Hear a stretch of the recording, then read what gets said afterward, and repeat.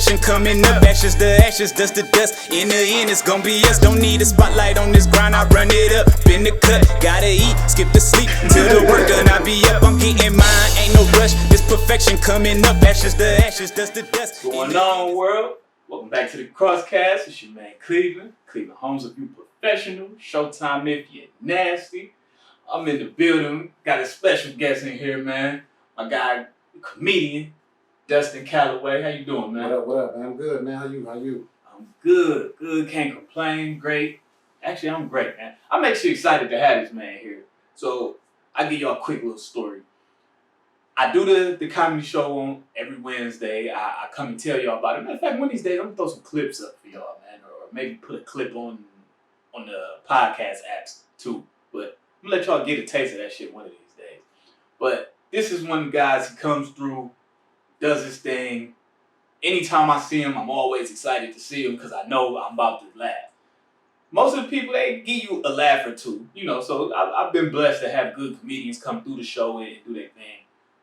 But this, I would have to say, after last week, he was top 2 in my head. I think probably my favorite one. so like, I'm not just saying that because he's here. The reason he's here is because I thought that. So, give him his flowers real quick. Appreciate it, bro. Appreciate it for sure. So, I guess, what made you want to do comedy?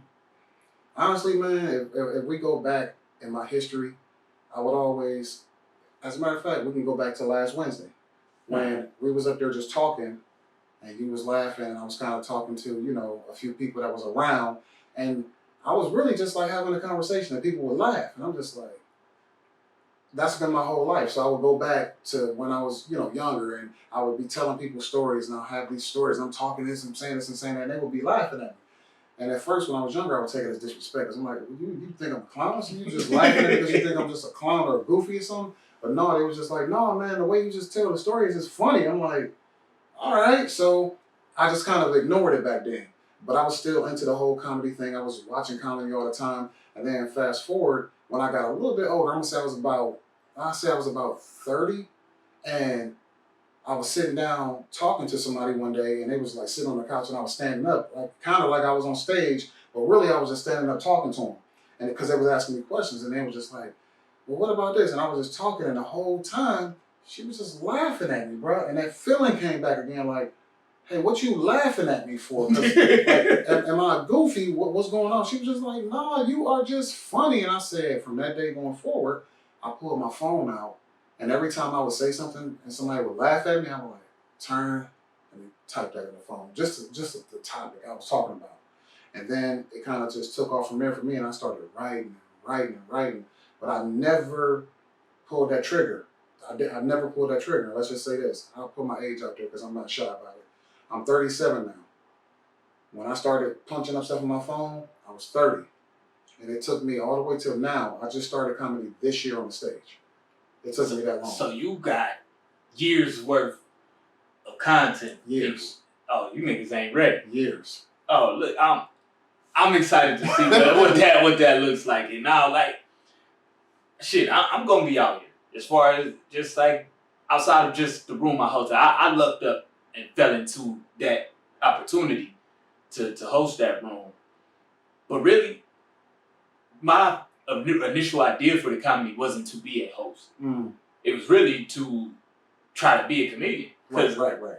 Similar to your story, I've always just had a way of telling stories and being honest. And motherfuckers just laughing. Yeah, and before you go on, I don't mean to cut you off. Go ahead. Roses, bruh, you funny. You funny as hell, bro. When I first saw you on that stage, I was just like, okay, I'm thinking you was just gonna be the DJ, like the type of dude just bring people up, don't tell no jokes. Get on up here, y'all. And then when you start telling the jokes, I'm like, damn, you funny. Appreciate so that. While you was rocking, I'm like, dude, you was helping me out, like, you know, building up my confidence because, like you said, you didn't want to be the host. That was something that I did want to do because some of the comedians that I do follow, they say, hey, you know, if you want to get comfortable on the stage, because again, that was one of my biggest fears. That's why I didn't get on the stage. It was because I was afraid. But when I saw you up there, and you comfortable with it, bruh. I'm like, man, this man good. I'm like, okay, this is where I want to be. I'm gonna be here all the time when you there. And if you ain't there, I ain't going. I'm just keeping it real. And see that part of the hosting thing, why I do it the way I do it, because that's what I wanted to build. I wanted to build a room where people are comfortable with me, because then I don't have competition with other places. Right. Because for those who don't know, where I host the room at, it's a sober lounge. So there ain't no liquor in there. See, like if we at a place where there's liquor, I'd probably kill there. Right. You know what I'm saying? Because now I got a selling point. I probably pack that motherfucker every trip. Yeah. See, now we actually gotta build it off of people being funny. Right. So it's like, okay, if I have a slow week, what the people gonna see? I mean, I gotta tell some jokes. Yeah. Shit, the other week, man, it was mad slow. I ain't had not no comedian show up. Ooh, so it was just you? It was just me. But then it was some people that showed up to watch. Oh, okay. Man, so I can't have you show up nothing and not show you nothing, because now you gonna leave. Now you got bad review for me and everything else. You ain't gonna never come back. Right. Man. I actually, guy who was there just hit me the other day in the inbox like, hey, I'm gonna come next week, so you should be there next week. Okay. Him and this lady, they enjoyed what happened. Okay. So it was just, I was in it. My mom actually did a poem. Last week.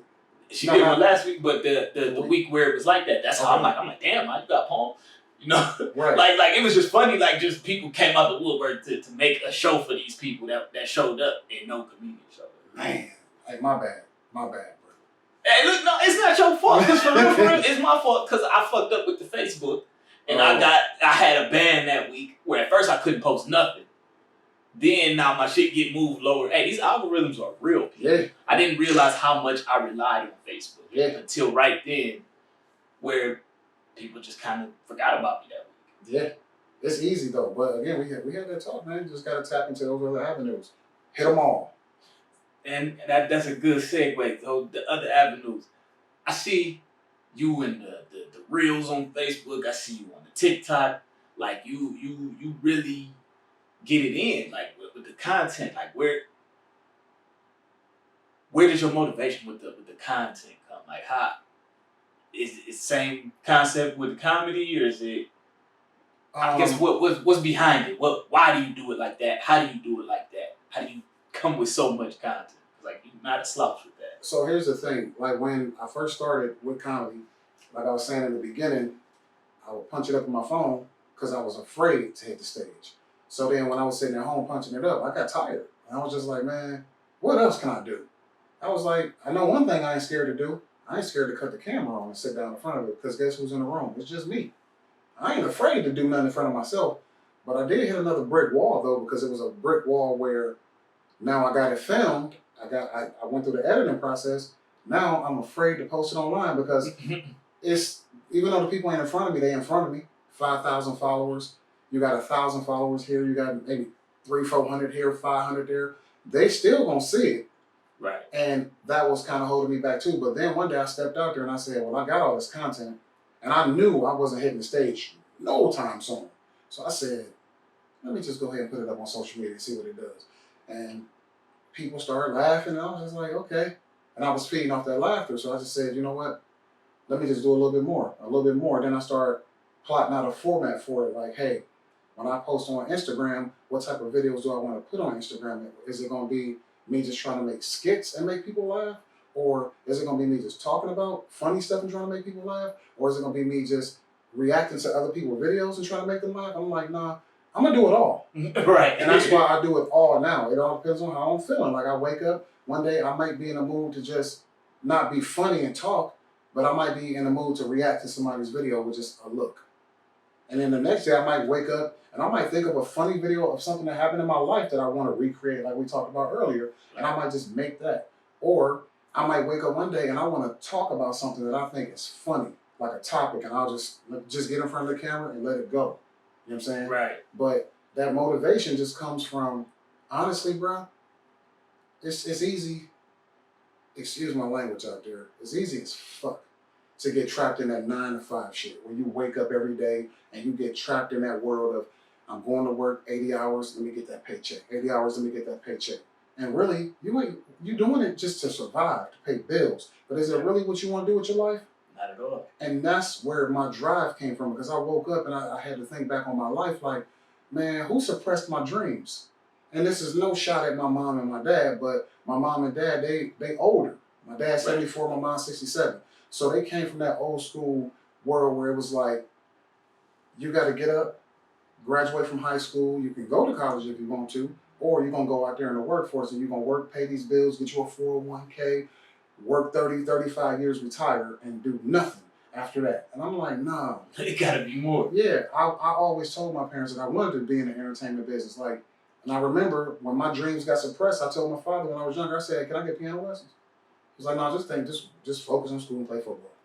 And that shit destroyed me. And it destroyed me without destroying me. And really, when I fast forward to 30 years later, or 30 years into my life, when I decided I want to do this comedy thing, I said, no, I'm going to hit it all. So not only do I do this comedy thing, I act too. I've been in 3 or 4 movies already, even though that ain't my first love. Okay. But it's the comedy stuff too. So that's where my drive came from. It came from a suppressed dream as a child. It's like, no more. No more. I'm going to do everything I want to do. I ain't mad at that. Everything. I'm not mad at that. That's you see, look, I feel motivated, man. When we get off this shit, I'm about to go outside and just do some shit. Something. I don't even know what. What I want to do out here. Something. Just go do something. And in all honesty, I feel that. Because it's so easy to get. I be joking and saying, like at my job, I do a process called grain etching. It's like when I was a fucking kid, I didn't want to be a grain etcher when I grew up. I didn't even know what the fuck that was. Nope. Like, what is a grain etcher? Shit, I still barely know what it is. I've been doing it for the last 2 years. You know, I still barely know what it is. Yeah. But it's funny how we all can just get away from our dreams, and while we're thinking we're living the American dream, just working, and it's like we supported somebody else's dream. Somebody else dreamed up an airplane, and they wanted to make people be able to fly from this coast to this coast. Why am I in there building your parts? I didn't want to do that. They not there with you. Yeah, they out living the dream. But I ain't gonna get caught up in the work thing. But I definitely can appreciate your drive on what you be doing. Cause see me, when it comes to social media, I feel like that's where I need to be. I need that social media presence, like how you do your thing. I need to get there. So when I see somebody doing it and actually doing it in a way that I'm like, hey, I fuck with that because it looks fun. Now, some people, they got a social media presence, but it's like complete nonsense. Like, they just run around posting bullshit. Yep. You know, like, oh, let me just say some shock jock shit. I see why you're doing it. I get it. I can't be that guy. You know, I need to believe what I'm doing. Right. I can't just say some shit just because I know it's going to get a rise out of people, but I don't believe it. Now, if I believe it and it's going to get a rise, I'll down this hill. Right. Like, last episode, I was talking with Jasmine. And, you know, she brought up the topic of, like, the dudes ain't financially secure, they'll get with bigger women. She thought that was, like, blasphemy. Like, what? That's not true. And I'm like, come on, man. Shit's legit. I did it. You feel me? Like, tell me it's not real. I did it. Yeah, it's real. I know plenty niggas that do it. I know niggas that's doing it. In my world, I call them care packs. Y'all see them posts on social media all the time, and you'll see a fat girl and like a skinny dude, and she'll be the fattest, nastiest, sloppiest thing you ever seen. But you will see a dude in the picture, he'll be holding a PS5 walking out of Walmart. And I wish I would have brought that up when we was talking, cause they make memes about this shit. Cause it's real. She's like, this ain't real, and I feel like I probably pissed her off a little bit. Say, oh yeah, prayers up for Jasmine. She out with COVID. You know what I'm saying? Get well soon. Yeah, she caught the Rona. I think she probably just was mad at me from that last episode. She ain't want to kick it. She needs some time apart. No, I'm playing. I'm just playing, Jasmine. Get well soon. but no, she kind of like, cause in her words, she's a bigger woman. Like, she's not like wide as all outside. You know what I'm saying? But according to her, she got some size on her. Okay. And she like, that's not my reality. And it's like, you Yours. also... Yeah, it's also like, one, I seen bitches way bigger than you. 2, you working with a different level of confidence. Everybody not working with that. So I had to tell her, like, you know, you got a set of tools that even some smaller women don't got. Yeah. And that's just, I believe, valued at this. And, you know, it could be a front. You know what I'm saying? You could have been up here lying. Yeah. You know what I'm saying? You never know. Look, let me follow you around. Can I follow you for 2 years?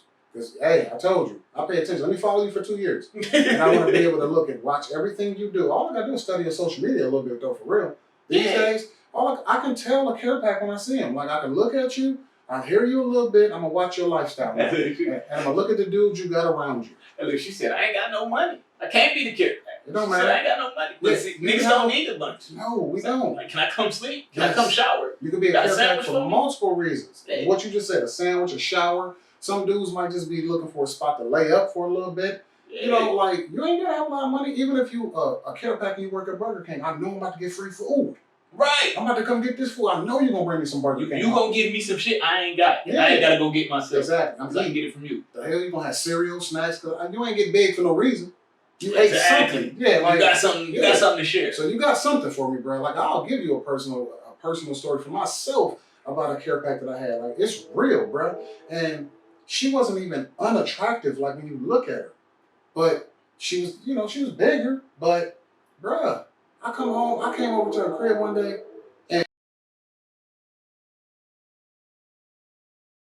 and this wasn't even my girlfriend. I was just messing with her. And she knew I had other chicks, but she was in care pack mode. Man, I came over there, bro. I had a vacation from work coming up that next week.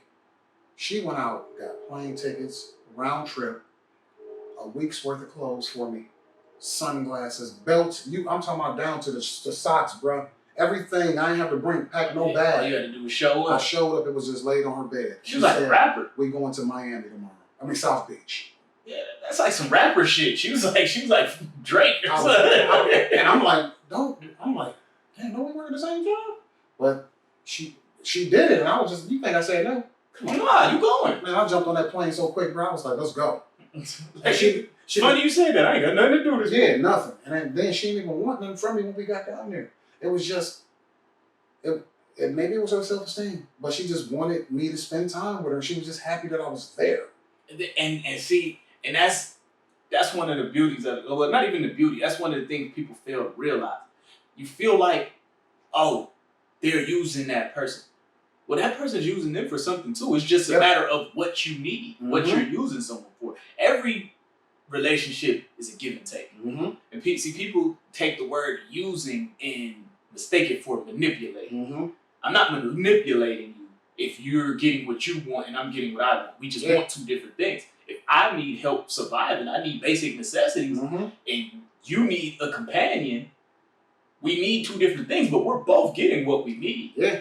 Now, it's different if I'm lying to you to get what I need from you, but that's different. Or if I'm stealing from you, right. Like, oh, you think you got a companion, but I'm robbing your purse. Right. That's different. But if I'm just like, shit, you ain't my girl, I ain't your man, we kicking it, you want to give me everything I need just so I can come around and kick it with you. Thank you. It's no harm, no foul. You using me for my company, I'm using you for your shit. Thank you. Right. Thank you. I ain't gonna you. What else you want to do? I mean, you want to go out to eat? Always paying for it. Yeah. You know, I don't mind going to Texas Roadhouse if you buy me steak. I can get whatever I want. Thank you. Thank you. Let me get one of them to go. Yeah. But it's levels of shit. People just kind of, they got this negative connotation for the word using. And that's not even, it's not bad. Using is not bad. If someone was useless, you wouldn't have them around. Right. Like, there's no such thing as a relationship with someone that's useless. They're like, unless they're like your kid. You know what I'm saying? Kids don't have to be useful. And even that, I got you around because I love you. I'm getting a nurturing, loving feeling for you. I'm using you for something. Right. Or it's like I could just give you to the fire station. If I really don't need it, like if I don't need that. You know? There you go, man. Like, I'm good. I don't need this problem, man. Yeah, like last week I thought about giving my son to the fire station. If he lived with me, I probably would have. He sent me a Chick-fil-A meme for Father's Day. Shit was sick. This nigga. What did I do? Like, man, this is all I'm worth? Chick-fil-A meme. Damn Chick-fil-A meme. And they closed on Sunday. Grilled to be part of your special day. Yeah, that's what it said. That hurts. I mean, Can't even go get the shit. Damn. Should I feel bad though? Because on Father's Day, my daughter got me a card that morning. At least it was a card and it said Happy Father's Day. It said grilled to be part of your Yeah, special day. It didn't even say bad. what the special day was. Yeah, that's bad. That could have been a birthday card. Damn. Yeah, that's bad, man. Grilled. Look, nigga didn't even text it to my phone. He sent it to my Facebook Messenger. Like super impersonal. And he probably pulled that from somebody else. Yeah. Screenshot, edit, cut it out. Yeah, this is his. This person. Oh, dang, he just gave you a meme from somebody else. Yep. Damn. Yeah, Yep. that hurt, man. He's like a scammer. Yeah, that hurt. My son's like a scammer, man. I can't wait till I have another kid. I'm not talking to this nigga no more. We're done.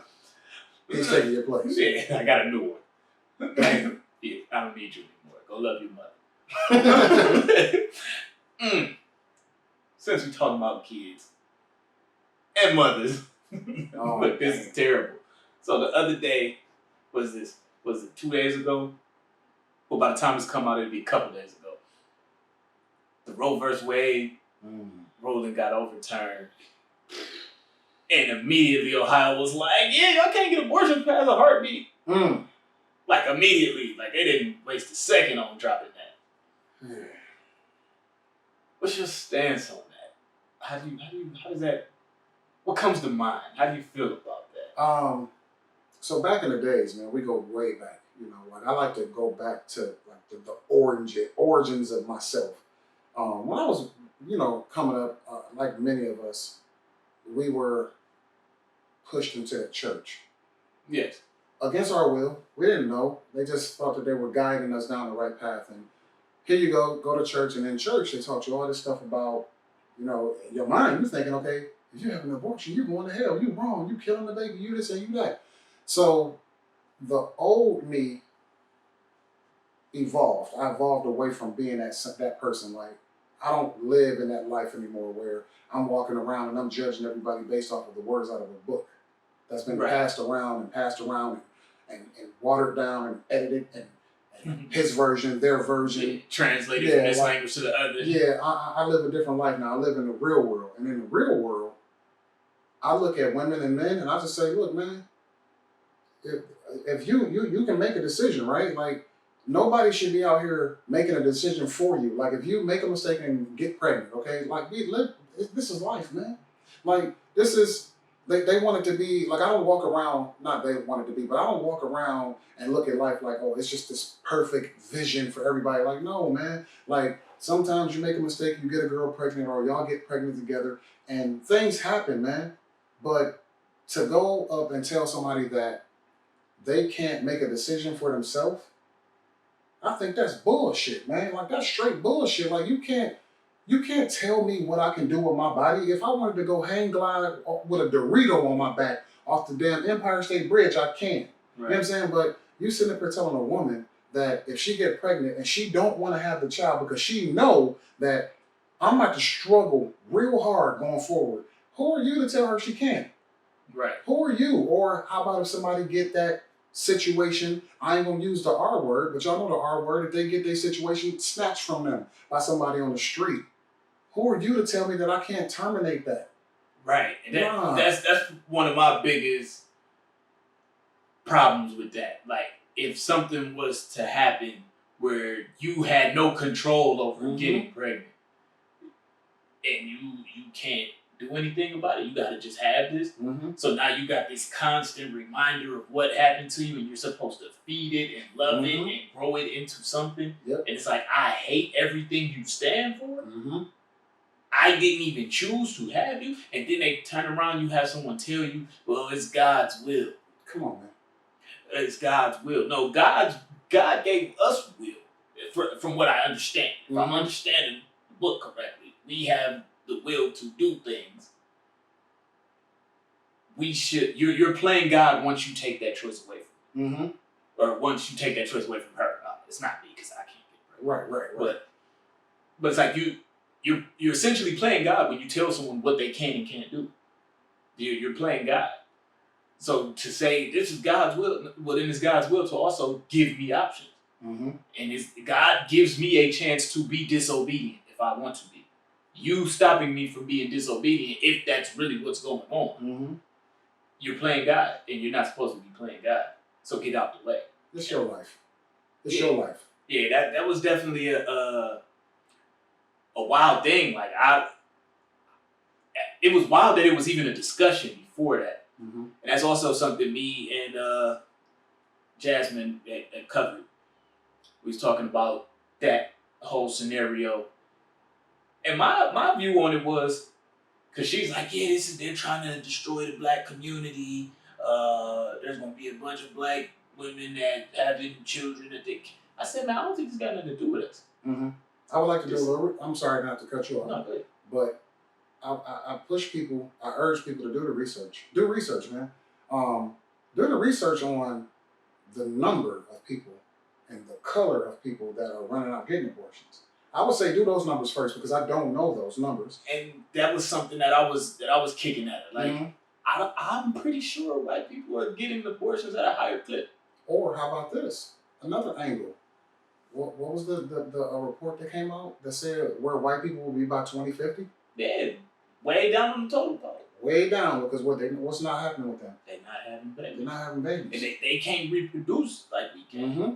So I wonder what they're trying to do. And see, when I notice things like that, no, I'm not getting vaccinated. I'm nervous. Nope. Y'all got me, nigga. I don't know what you putting in that. Nope. Nor do I give a shit. I'm not taking it.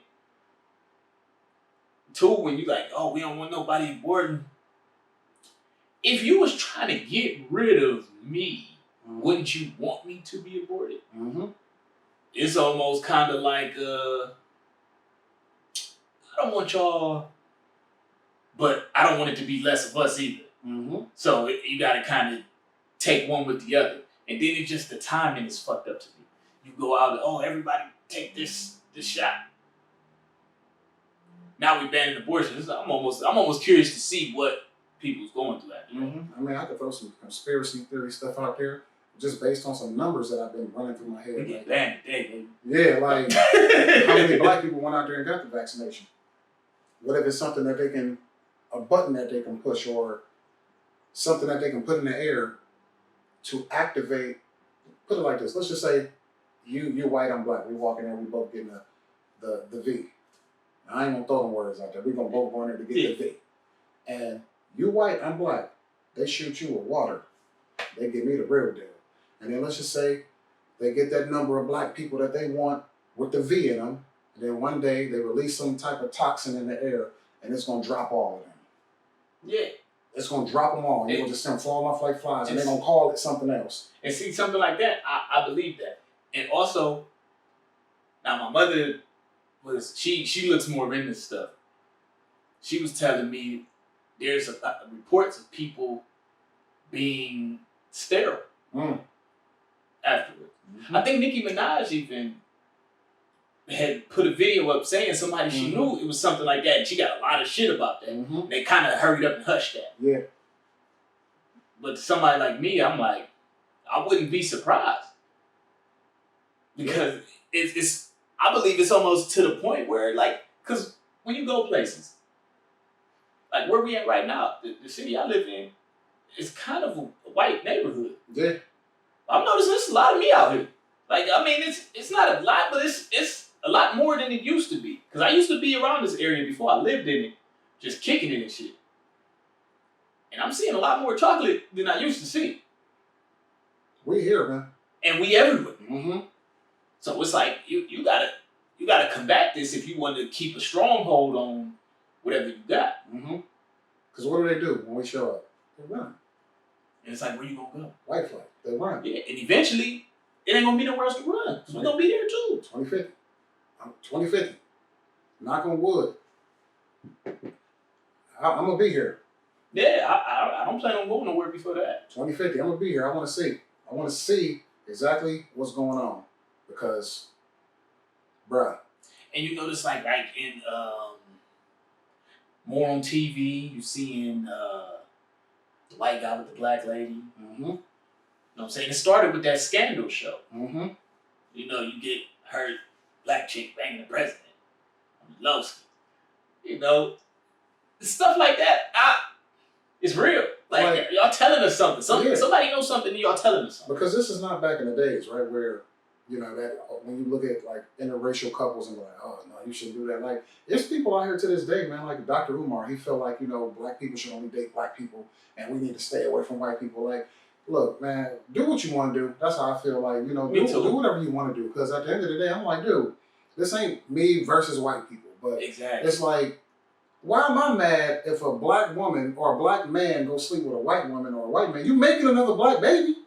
Exactly. What am I mad for? Look, that's my thought process. Not saying that I want to erase the white people, but that 2050 thing that I just said, it's coming real quick. I don't have anything against white people individually. Right. You know what I'm saying? I don't have anything against them. But I also don't try to beat nature either. If nature make it this way, who am I to be like, no? Because one thing for sure, two things for certain. You not beating nature at nothing. Nope. Nature put you here. You know? And so when people following God get to trying to play God, some dumb shit happens. Yep. Some dumb shit happens. Like, you can try to control it all you want to. You can try to put up all these barriers all you want to. Whatever's going to happen is going to happen. And you can't stop it. Nope. This is how it's going to be. Mm-hmm. So, I don't know. That whole thing, that whole situation getting overturned is wild to me. That shit was crazy. Yeah, and even before we move on from there, like, you got to think about all the stuff that's about to happen now.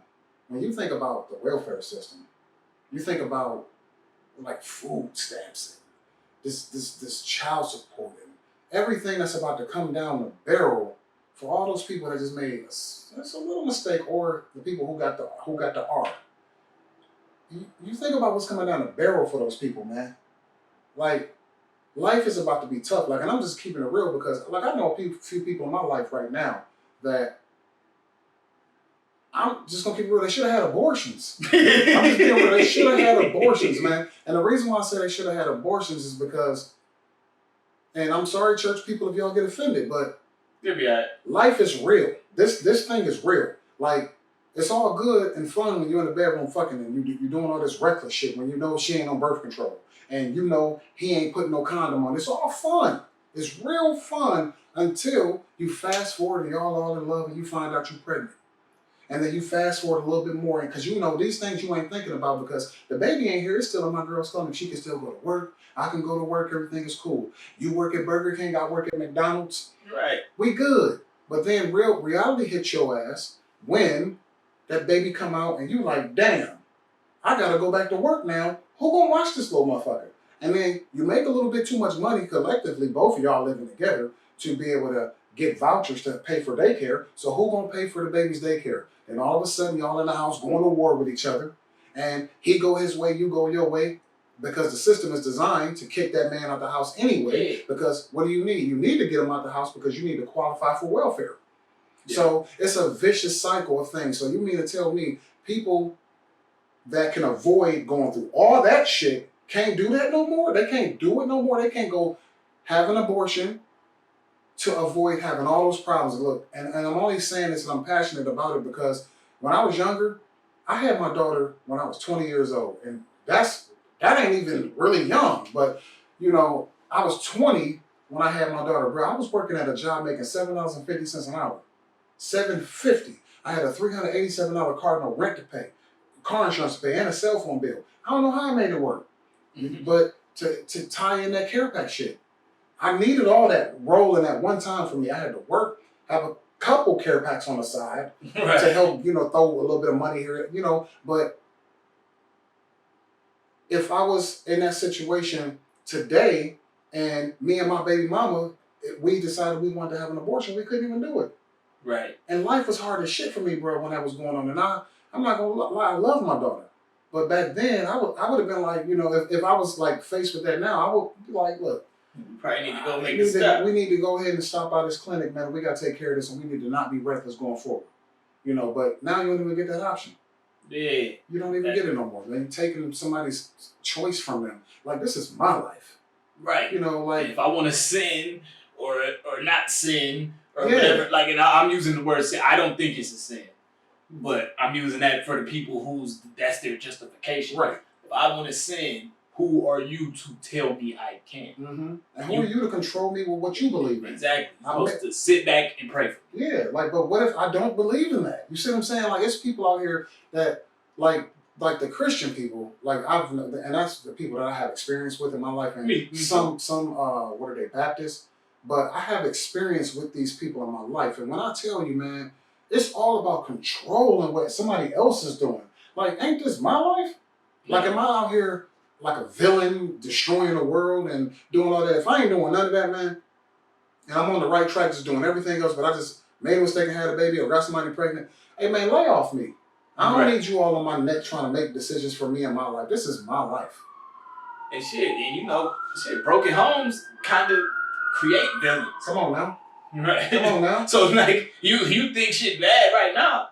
Come on, man. It's about to be something. Yeah. And then you see, like, then you get, here in Ohio, they just passed the gun law where now people can just willy-nilly carry concealed weapons, which I don't think is the worst thing. I think it might backfire on whoever, if somebody's agenda was to, like, hey, let these people take themselves out. I think that might backfire because it's different. I might feel different getting into an argument with you if I think you strapped. Even if I'm strapped. People with the gun kind of more likely feel like they got the upper hand. Yeah. But if I don't think I got it, it's almost as good as both of us not having nothing in our hand. Yeah. Like, you know, we both might be like, you know, I kind of want to make it home tonight. Yeah, but I had that situation happen to me before, though. Like, I'm telling you, bro, like, I got some situations that I can talk to you about, bro. Like, that's what we here, folks. Even when we talk about the gun thing, like what you just said, the point you was making is it'll make somebody change their mind if both people think that they both got guns. Man, I was in that first hand, bro. When they passed that law where we can go get a gun license and carry the guns, I was the first one out there and I got it. I had to be like maybe 20 years old, bro. And the first time I ever had to use it, it was a game changer, just like you just said. Dude rolled up on me. I ain't about to wrestle you with this gun on my head, bro. I need you to back on up. Oh, man, you about to shoot me? Yes. I'm not wrestling with you with this gun on my head. You ain't about to get my gun from me and shoot me with it. Right. So I'm going to need you to get up out of here. And he got up out of there, though. So, yeah, I mean, it was a game changer. But, again, on the flip side of things, like you said, is it an agenda to put these guns in people's hands? Because what's the age? Is it 18? I think it's 21. Come on, man. 21? Come on, think about you at 21. Wild card. Yeah, like, man, listen. Shit, the teenager, I thought I was Yosemite Sam. Come on, man. And these kids nowadays, they terrible, man. Yeah, everything they listening to, all the games they playing is running around through the streets, shooting people. Like, at least in our ages, you know, back when we was younger, the video games that had the shooting, it was cartoony looking, or it was like some war type shit where it's like military. It wasn't something you could just relate to being outside. Yeah. Where now they kind of got it like, you there, you're in Russia. GTA is like, oh yeah. We doing shit. This look like my city. And we just outside running around playing freeze tag with guns. Yeah. So you seeing that as a kid, you listening to the music, you got the kill everybody music. And I'm not one of those people that's like, oh, the music is solely the reason our kids are killing each other. No, but it's definitely helping. It's definitely poison. It's like, if this is what I hear and this is what I look up to, this is the people y'all are making polarizing cool figures to me, and this is all they talking about. And now these rappers is actually catching cases. Like, it's not like back when we was younger where they talked about the gangster shit and they talked about it in the past tense. Like, I used to do this on the block. These cats is like, man, I'm doing this right now. I don't care if I'm rich. I'll shoot you. Yeah. You know what I'm saying? Like, it's crazy because, like, even when I think back in the days, like, and then you got to look at it, it's different types of people in this world. It's some people that can hear that crazy ass music and they just go like, oh, that's crazy. That's a lit ass song, but it's cool. And they just go on about their business. But then you got the other people on the flip side. Like my brother growing up. I swear to God, bro, he was the other person that could hear that music. And what they said, he was like, oh, that's what you do? Cool, I'm about to go do that. So that, like, I recall, like, because I would go back in my mind and think, like, one day I was sitting at home with my brother, man. I had to be probably like in 8th grade. And it was the summertime. We chilling, and my brother was in the house just sitting on the couch. like this, listening to Tupac. And this is when Tupac was talking that crazy shit, like kill, shoot motherfuckers and shit. And my brother was just like sitting there, just taking it in like he was in class. Yeah. And he came outside one day, and I was talking to him about something. He was like, "Nigga, Tupac said." I said, and then that's when I knew everything I needed to know. I'm like, "Oh, we different," because I'm like, "Did you just quote Tupac to me?" That nigga like, "Did you really just quote Pac?" Like, man, who the? Because I knew a little bit about Pac because I was looking beyond the music. And I knew who Pac really was. I'm like, oh, you don't know that ain't him. You missing the acting school background, the digital underground background dancing nigga. Yeah, and I caught that in the 8th grade.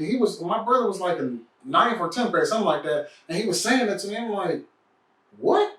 Oh, you really think he real? You think he just this thug? I'm like, nah, bro, that ain't no real. Way more to him. Yeah, don't quote that to me. I said, now, if you want to quote some of the Tupac stuff where he talking about real life, like Brenda Got a Baby and all that, he pulling that energy from some stories that he heard or he saw or whatever. But I'm like, don't come in here quoting no shit where he talking about shooting somebody, bro, or he gonna go knock a motherfucking head off. And they had, I think he had a situation where like an off-duty cop was doing something and he shot him. Yep. And it's like, okay, I guess we might as well talk about it. Tupac is, we're not going to have a whole segment. Yeah, but it was just about the music and how it's influencing the kids and all this stuff.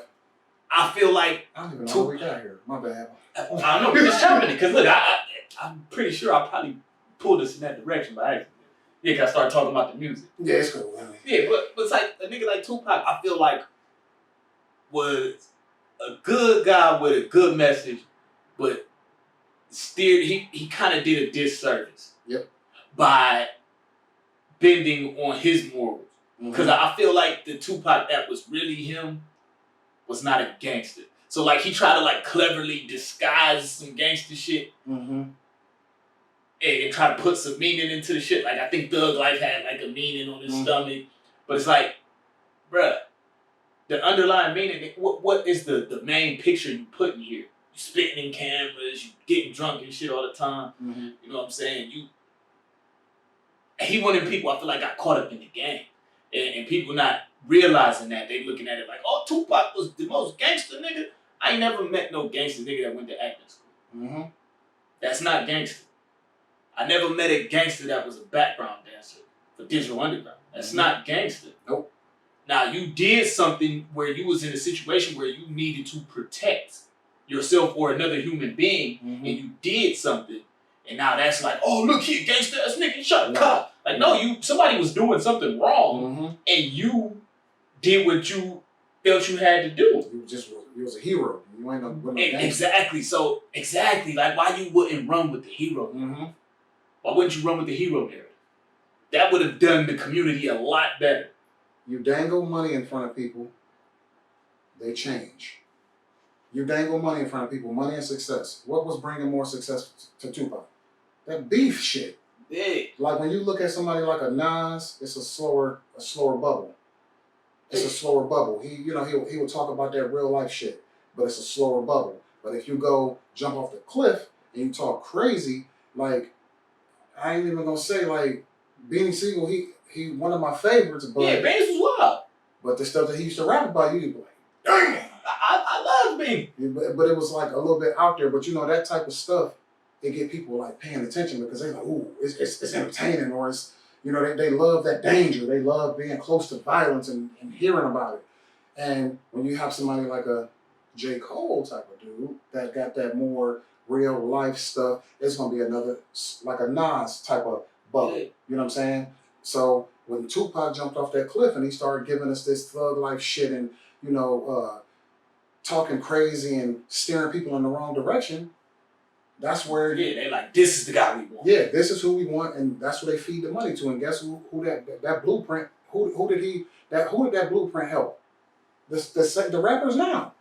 They may not rap as good as Tupac, but they look at Tupac's success and say, I'm gonna rap like you and not like Nas. And it's like you opened the door for a nigga that really only do that gangster shit to get out here and be seen by portraying that. Yeah. You open the door for the nigga who's really like that, and his whole image is destructive to kids that's watching. Mm-hmm. Like when I see like the young cats like Lil Durk and stuff. Mm-hmm. I actually like Lil Durk because I could kind of see like you come from that, but you trying to maneuver it a little different. Mm-hmm. Like, but I also feel for him at the same time because it's like you really come from that. Yeah. Like, I ain't no thug ass dude. It took me a little bit of life to recognize that. Where it's like, this ain't me. Like I had a dad and shit. You know what I'm saying? Like niggas like I probably had the only dad on the block at a point, but I had one, you know, and he was a good dude, like a real good dude. So, like, but just like looking at this stuff, I guess we'll bring it back to what we was going at. Having these abortions keeps some of these people that grow up and grow into what these rappers portray. And they're really them. Like, they don't make it into no rap game. They over there knocking your grandma over the head and stealing her shit. Mm-hmm. Some people, it would have done their community better if they were aborted. Yep. You know what I'm saying? And now you're taking that option away. Oh, we need them. I'm just... Everybody ain't supposed to get hit. Yeah, like people don't want to hear the real, but the truth is, a lot of these people that y'all see running around out here popping the shit out of people, robbing houses and doing all this crazy shit, they should have been abortions. You may not want to hear that, but hey, I'm just throw it out. You should have been an abortion. Yeah, it's like you probably shouldn't be here. Like, hey, and then somebody probably look at us and say, man, y'all wrong for saying that. Hey, take it however you want. Go around your neighborhood and look at all the people that you see that you think are terror. Just terrorist little kids walking around. And you tell me you don't feel the same way. You mean you ain't even got to say it out loud. I'll say it out loud for you. And imagine 15 years from now, it's going to be 10 of them. Yep. And when it would only been one more, it's going to be 10 more. Yeah. Because people ain't about to quit fucking. No. Unless they put a ban on alcohol. Yeah. And, you know what I'm saying? And look at it like this. I'm going to give you another little quick scenario on that because we've been on that one for a minute. Yeah, we did. I know a dude right now. He just hit 30. He got 13 kids. Woo! And he don't take care of none of them. I know niggas like that. So what do you think that's going to lead to? It's 13 gunmen. Yeah, possibly, but maybe possibly. Maybe 3 of them will turn out okay. Yeah. I hate to be that guy. Like, and they're all gonna be criminals because they're not all probably won't be criminals. Yeah. But it's a higher chance of you turning into someone that is not really good for the society as a whole. And just imagine if he did, and him and his baby mama did one. The baby mamas did want to get abortions. Nope, all 13 of them gotta be here. Gotta be here. Or shit, he got 13. It might have been 25. Yeah. If people couldn't, if they wouldn't have been able to get abortions. Yeah. I know this is real life, man. Like, I ain't even gonna throw no other details out there. I got another one, a ringer, bro. Like, I ain't even gonna do it. Talking about 10 kids, like 7 baby daddies. Yeah. Yeah, that's wild. Yeah. Yeah. Nasty. I'm talking about this person is close, like real close. Like, what you gotta do to be number 7? But it's that life, man. You know, growing up in the projects, 55th and Woodland. You know what I'm saying? Like that's just that's all they knew. So think about it, man. That thing probably fly. Yeah, and they producing that on a daily down there. Morris Black, they down there. They just popping them out. Yeah. None of them down there can have abortions no more. So just imagine what the project's about to look like. Because you know, I hate to say it, but that's where a lot of that stuff happening. You know, about to look like a sardine can. Yeah, it's about to definitely be a baby strollers everywhere, Cleveland. Man, damn. Just imagine you baby daddy number 7. That body's gotta be fire. There ain't enough fire in this world for me, man. That's because you ain't had it. No, I have, but I'm not gonna let loose off in there. I ain't gonna let loose. I'm not letting loose. This is clearly the most fertile ground you expect. Yeah, I'm not letting loose off in there because I'm like, I don't even like none of these. Like dude was talking about the comedy show. He got a point though when he was saying, you know, his bid. I ain't gonna do his bid on here, but he was talking about how he walked through the crib and he met a girl. I think she had like 6 kids. Yeah. By the time he got to like the other, he was like, okay. Yeah, nah. See, but now I'm old enough, I'm smart enough to see if I see something like that. No, I'm cool. Yeah, that's one of my things. If I don't like your kids, I don't like you. No, I won't even strap up in that. Nope, I'm cool. I don't even want to. Even if you tell me I can put on 2, I'm good. Nope. I ain't gonna continue that cycle, man. Some of us smarter than others. Nah, I can't do it. You'll kick you because then you think about it's another layer to it. Your 6 or 7 kids see me walking through there. Another man just walking through there. We got to break the cycle. So to go back to the whole abortion thing, it's cycles that we have to break too. It ain't just about what the government decided for us. Now we got to start making better decisions. I like that you said that. Yeah, we got to make better decisions, man, because, the government said that we can't do this no more. Cool. But what do we have to do? You know, like to be on the smart side. Like when I was younger, when I had my daughter at 20, I wasn't smart enough to know, and this ain't no knock on my mom and dad, but I wasn't smart enough to know that, hey, once this baby is born, eventually you're going to have to buy milk for this baby. And eventually you're going to have to buy clothes and find how to pay for daycare. And she going to need a crib. She going to need somewhere to sleep when she come to your crib. Or y'all all going to need somewhere to sleep as a family. Yeah. See, like, I had my son at 16. Ooh. Yeah, I didn't know shit. It's just like, we can do this. Mm. We love each other. And life hit you. Mm-hmm. Crazy. Mm-hmm. Life hit me like a motherfucker. Mm-hmm. Like, me and my son's grandmother on his mom's side, back in the day we used to beef. We used to butt heads. I didn't care for nothing how she handled shit. Today, I understand her. Mm-hmm. We might not be eye to eye on everything, but all in all, she's grown as a person, I've grown as a person. We get along way better. We do keep our interactions strictly that. Mm-hmm. But when I was younger, like I used to be at their house, I'd be living over there and shit. I was wild. With a seed. Yeah. We all living under her roof. Me, him, and her. Mm. You know, all at her mama house. And I'm thinking like, shit, I'm a man. I'm taking care of it. Because I'm here. Yeah, but like, no, in his eyes, like, luckily I was there. Right, but in the grander scheme of things, like, dude, you're a fucking loser. I was a fucking loser. Like, I got my family in this woman's house. Mm-hmm. But you was only 16, though. Even when I was 20. Oh, you know? Okay, I get it. But now he's like 4 or 5. You know, he's still around there. Like, I wilded out for a while. But I forget where I was going with that, so I'm going to leave it where it's at. I was going somewhere, but that was one of those situations where I'm glad we had a choice. Mm. There had been a time after that where me and a woman have gone to the clinic. Mm. And I'm kind of glad we did, because what would have come? Yeah. Between that time and now, I've been an alcoholic. I've been incarcerated. I've been a bunch of things that a good father should not be. Like, so, luckily my son is okay and is to be seen if he's really okay. Mm. You know what I'm saying? It looks like he's okay right now. To me. Right. But just imagine if I had another kid who caught just that part of it. That was like the bulk of their existence. Mm. What would they be right now? It probably wouldn't be like him. See, he caught me before that happened. He saw me go to college and shit when he was young. Mm.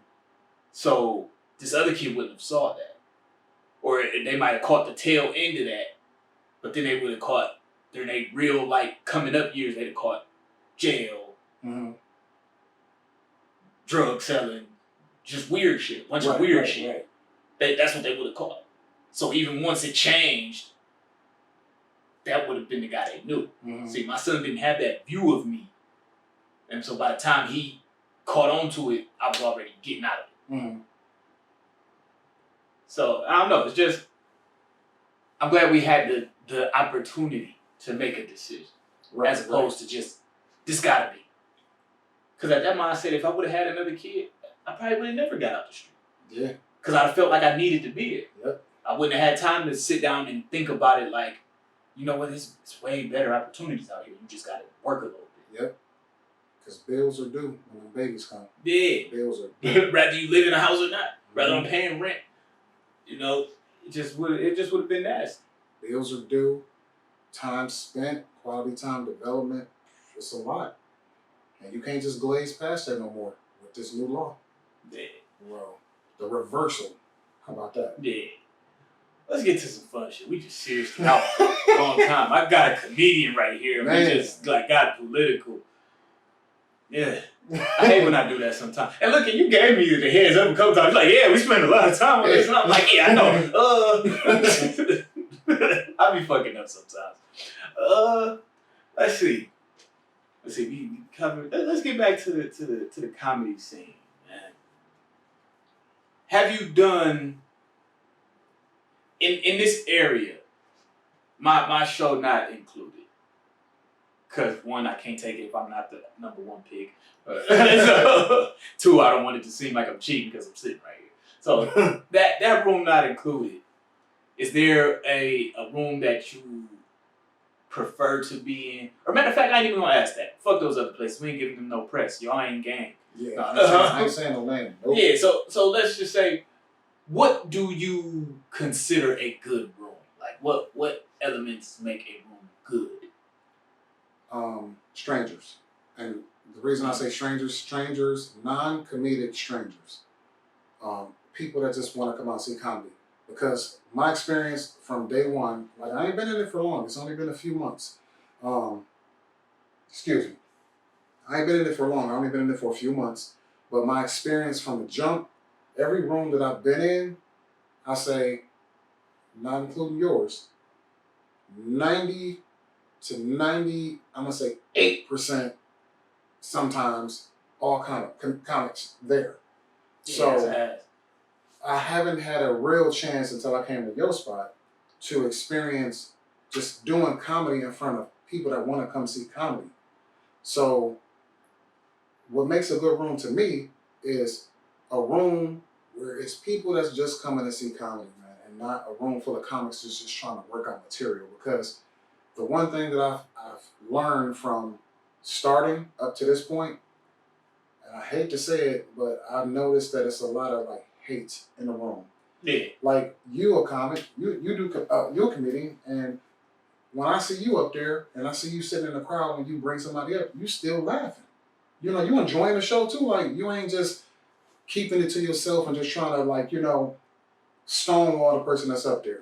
So that's why I don't like doing rooms where it's a whole bunch of just comics. Yeah. You know, because when you're in that atmosphere, the one thing that I learned from the person that at the first room that I ever went up, it was an owner of a club, and I'm not throwing a name out there, but he came up to me and he was just like talking to me. You know, I get there early. I'm in there. I'm scoping out the scene. I was the first one in the bar, and he was just looking at me. He was like, "You come up to do comedy? You get pretty early." I said, "Yeah, that's what I do." But he came up to me and was just like, "Man, so you do this all the time?" I'm like, "Yeah, I'm here, man. I'm always here." Like I told you, this is how I float up. I float around the scene or whatever. So he was just like, "So, how long you been doing comedy?" And I said, "No, this is my first time, man, ever." He was like, "Well, congratulations. Let me give you some tips and something so that you would want to keep doing it." Because he said, after tonight, you're never going to want to do a comedy again. I'm like, "No, bro, this is what I want to do, and this is my first time." Like, I'm going to keep doing it. Yeah, but what he said to me, he said, "Look, I'm going to tell you, this room is going to be packed tonight, but it's going to be a majority all comics." And he said the one thing that comics do when another comic is on stage, they try their hardest not to laugh. And it's only because they only want to see themselves do good. So they won't laugh at you. Even if it's something that's bubbling up in them and they want to just let it out, they won't. So they will purposely sit up there and just look at you and not laugh. That's why I prefer a room full of non-comedic strangers over a room full of comics. I could definitely understand that. And it like the logic behind it makes complete sense. Like, yeah, because comedians, like, if you notice, like, you talk to some of these comedians are some of the most miserable motherfuckers. I'm noticing that. Yeah, like, it's some miserable dudes. Mm-hmm. Some of them funny. Yeah. But then there's other ones, like, some of these niggas is miserable, man. Yeah. I'm definitely picking up on that. Like, and got attitudes and shit. I've seen them. Like, and that's another reason, like, my hosting style is the way it is. Because I want to put a certain energy in the room. Mm-hmm. Like, I had a comic, like, ain't no alcohol, you know, like, you don't even want to be there. Mm. Maybe you tell the jokes. That shouldn't be contingent on if we selling alcohol. Right. But that lets me know you got a deeper problem. Mm-hmm. It's more than just the jokes to you. You need it to function. Yeah, you got some deeper shit, and usually when you got some deeper shit going on, you probably a nasty person on the inside because you ain't even all the way right with yourself. Right. But I digress. Just seeing like some of these comics, like every comic is not a happy person. Mm-hmm. Most of them are not. It seems like there's more unhappy ones than there are happy ones. Right. And that's why I put the energy out that I put out in the book. 'Cause I want the happy ones. Mm-hmm. I want the ones that's like, even if you're not happy, you're looking for happy. Right. Like, and that's why you would end up in a room full of people that's like, this nigga funny, but I'm not gonna laugh. Right. Because it's definitely confusing, man. When I be in there, I'm just like, man, y'all comedians, like, because I know when I write my own stuff, I'm like, I be laughing at myself. I'm just like, man, that's funny, man. I'm just keep punching it up, and I'm just like, when I get in there, I'm like, I know if I'm laughing at myself, I'm gonna laugh at other This people. gotta hit. Yeah, so I'm just like, when people go up, I'm like, I'm waiting for it. Like, okay, oh, that was funny. Okay, got you. Then I look around the room. I just be like, what is going on? But what you said, it makes sense though, because I be like, how do you turn that on and off then? Like, how do you get up on the stage and you try to you say funny stuff, but then you like miserable on the inside? I don't understand that. Like, I don't need it. Yeah, I don't need it. but that's my experience, bro. Like, that's how it is for me. And that's the type of room that I prefer. So your room, just gotta keep on blowing it up for real, and just pack the house out, man. And I know like at the beginning we had the full rooms. Then it kind of tapered off. I figured we would get the taper off. Mm-hmm. Then I hit a low point, and I was steadily going back up. And I think like the where it's headed is something that's going to stick. Mm-hmm. It's going to be like, because now we get into the real organic part instead of the hype, the grand opening hype. Yeah.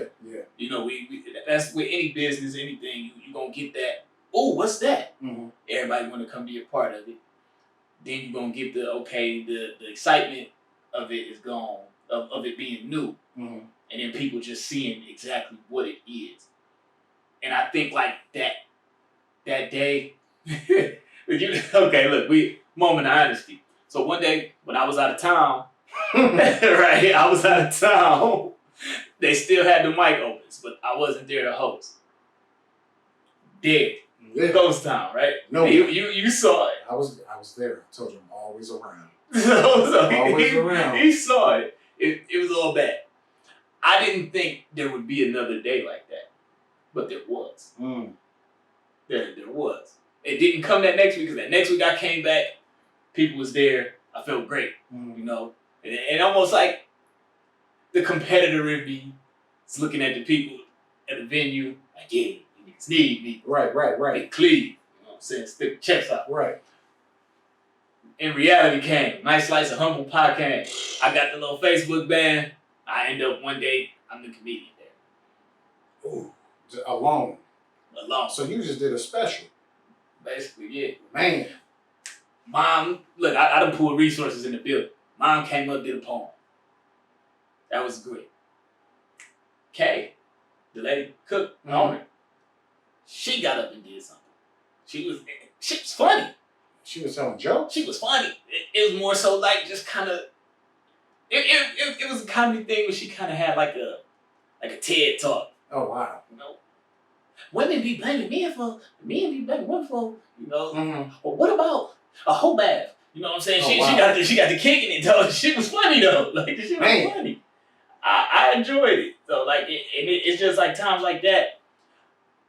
I live for shit like that, where something just get made out of nothing, and that's kind of why like I'm spontaneous the way I am, cause I know sometimes in that moment where ain't nothing planned, or when the plan falls apart, something beautiful comes out of it. Yeah.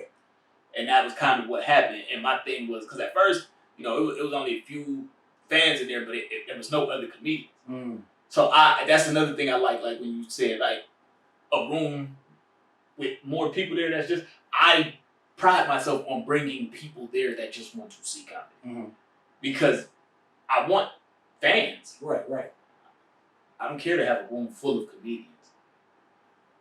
And I just always assumed that from doing, when I used to do music, I didn't want to do shows where it was full of people that was performing, because you get in that same hate. They just gonna be sitting there, when my turn? Yeah, like, I ain't trying to kick it with this nigga. I don't want to hear this nigga. Or it's like, damn, this nigga might be better. I ain't even trying to let him know that. I ain't about to bob my head or nothing. My foot is not about to tap on the ground. Right. So then that led to me throwing my own shows. Because it's like, man, if I'm bringing the only people that's fans here, shit, I'd rather just rent this venue out, throw my own shit, and then I'll just bring a few artists that I know make good music, and regardless of if they bring fans or not, they can perform. Right. So like my music shows would have like 6 acts, where I would go to other things, and there's 30 acts. So the room is full of people that's about to hit the stage. Everybody got 3 minutes, 5 minutes. They all doing. In music, 3 and 5 minutes is different than comedy. Comedy is just us talking. You figure a song is 3 minutes long. Yeah. Just imagine if you in a room with 30 acts, you number 29. You know what I'm saying? Man, everybody, you gotta listen to everybody's one song. You ain't even getting enough time to get a feel for the artist. Right. And then what if they leave before you go up? So and that's what happens. If you last, you in a situation like that, the closer is not the closer. The closer is the nigga nobody else wants to hear. Yeah, so you're gonna be number 29, and then the only people there to see you is 30. Exactly. Everybody else is left. Exactly. That's crazy. So I figured the formula, like, if I got about 6 good acts, people is willing to sit through that. And if I'm the one that got the majority of the crowd here, I'm gonna go last. But now if I see this other artist that I brought in is, oh shit, these people here for you, you can go last. Right. I wasn't never too proud to be like, shit, somebody else can close this motherfucker. My thing is getting everybody a chance to show their shit to other people. I don't care if you show it to me and other artists. Show that shit to everybody. But that's a good, you know, that shows that your hustle is different and is better than a lot of people. Because you can recognize that, you know, how to pack it out. And even with that, what you was talking about earlier, like how the 1 week you wasn't there, and the week you came back and you had that slice of humble pie, it wasn't really the fact that you couldn't do it again. It was the fact that you couldn't do it again because of a factor that jumped in the way, Facebook. Yeah, my shit was funny. That was it. But it wasn't the fact that, you know, if you don't let people know and put it in their face that day or the day before, they just gonna forget. Yeah, and it's too new to be like, y'all just knew. Yeah, no, it ain't that. No, people just know about that one spot out there in Cleveland Heights. I ain't gonna say the name. They know about it. Because it's been there for years. They know about that spot downtown in Cleveland. They know about the Lakewood spots. But this is new, so eventually it'll be there. Yeah, that's what I'm looking for. Yeah. And like I thought about something else when we was talking about, you know, like as far as my experience with the comedy game. It's a big difference between black and white rooms. It's a big difference. Like people may say, like, you know, maybe you wasn't just funny. No, I'm telling you, man. Like, it's a big difference. When you think about the stuff that we talk about at PHA every Wednesday. Talk to him. You know, the stuff that we do, it's in Wycliffe, PHA, every Wednesday. Get there. Yeah. The stuff that we talk about there, show start at 7. But the stuff that we talk about there, I'm telling you, all the stuff that all these people talk about, like, this is a prime example. One dude, I ain't gonna put his name out there, but little t-shirt, but I'm gonna call him that. But the same stuff that t-shirt. Yeah, the same stuff that he talk about when he at PH8 at 7 o'clock on Wednesdays, he may not get, like, sometimes the people will just sit in there and go like, huh, that's crazy. But at the white spot, they be dying. So I'm like, that's when I started realizing the type of comic I was, or what I am. Because when the same stuff that I do there that y'all laugh at, I give it to them there, and it just becomes like, okay. And I'm like, okay, it's different, man. Like, and one thing that I decided, you know, that I wasn't gonna do, I wasn't gonna just conform and water down myself to make them laugh. I don't think you should. I'm not gonna do that. I can't. Like, when you talk about, you know, this is just some random ranting about comedy stuff, but like a Mike Epps, he not gonna walk in a room full of white people and make them laugh. No. But a room full of us, he gonna tear the house down. Yeah. And shit, Mike Epps, man, stand up, he ain't my favorite. But that's the thing. Movies, that's my shit. I love him in movies. Right, like his stand-up, But he's not really that good, but he say some funny stuff that's relatable to us. And it's definitely for us. Yeah. It's definitely and for that's us. it, though. Yeah. But, like, if you talk about, like, who can I give you? I can't even on the other end of the spectrum. Like that. Yeah, like Chris Rock. See, that's my thing, though, with Chris Rock. Ain't nothing he say funny to me. Like, I don't know. I swear to God, nothing, bro. I just be like, man, is he done? Like, he is not funny. And I'm like, look. I think this was part of the show, though. We was going to throw something in there about, well, no, this is random rants about comedy, but I think we saw the music stuff. But before we, close out on this, I got to say this, man. This is just random, right? Bernie Mac was never funny to me, bro. Never. He was not funny. Like, I'm talking about when he would say stuff, I could just sit there and like, Your words? nothing, man. Like, nothing. Like, nope. I like Bernie. No. Chris Rock. No. No Bernie. No Bernie. No Chris Rock for me. Oh man, I gotta use this as a clip. This gonna make people click. You gonna give me people shit talking about, and people be hating on D.L. Hughley. He's funny, but they said on Kings of Comedy, which is a classic movie. He wasn't funny at all. They could have kicked him off. I'm like, well, you could have kicked Bernie Mac off. Damn. Yeah, I'm saying you could have kicked Bernie Mac off. I was in Million Cookies. That was the only funny thing. I thought you were about to say that shit was funny. I was about to say that was funny. That's it. Cut the rest of it. And then they hate on Steve Harvey. Steve Harvey is funny as hell. Steve Harvey funny. And Steve Harvey was like the host of that. Like he's the host and everything. He was the glue guy for that. But what I heard about that, they said that they was letting him go up. And he was bombing in all these cities. Which I don't believe. They said he was bombing. So they said they decided to make him a host and not give him a full set so he could just break up his bits as the host because he was bombing in other cities. And I'm just like, no, Bernie Mac should have been the host because he was bombing. Oh man, I don't say bombing, but he ain't funny. I'm sorry, he just wasn't funny. Bernie was funny to me, man. Keep on going back to that. Steve Harvey from Cleveland, so I'm already repping Steve Harvey. Yeah. But Steve Harvey, I could imagine him maybe bombing somewhere. I ain't never heard him say nothing that wasn't funny. But I like Steve Harvey. Steve Harvey is maybe tailored to us.